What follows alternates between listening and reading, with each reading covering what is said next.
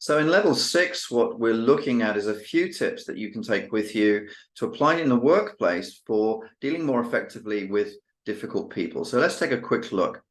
So firstly, bear in mind that difficult conversations happen because of the emotional component. Our lower brain, our midbrain govern the way that we are thinking, and pure logic won't work if people are bogged into that part of their brain, the red and the blue and the green part of their brain.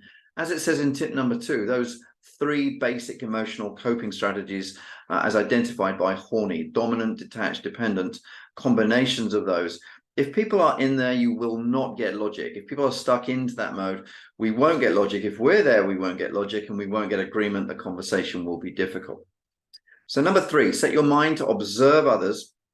You could do it at meetings or in team meetings, online or face-to-face, to observe what is happening in the lower, the mid part of their brain in terms of those basic responses, and in yourself too. And as we get used to observing these, it starts to give us the ability to do number 4, which is detach from those emotions and decide, I'm going to go to a process. A process is logical. Remember Captain Sully, who landed his aircraft.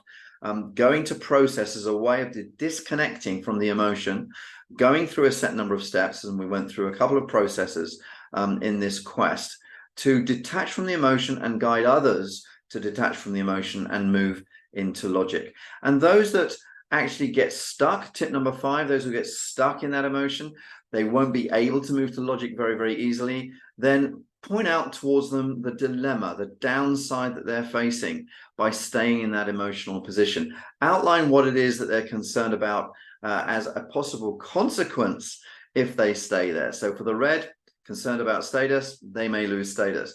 For the blue, concerned about problems, they may encounter more problems if they stay in that way of thinking, rather than go to the process that you would like them to go to logically work through a situation and turn a difficult conversation into a really constructive conversation.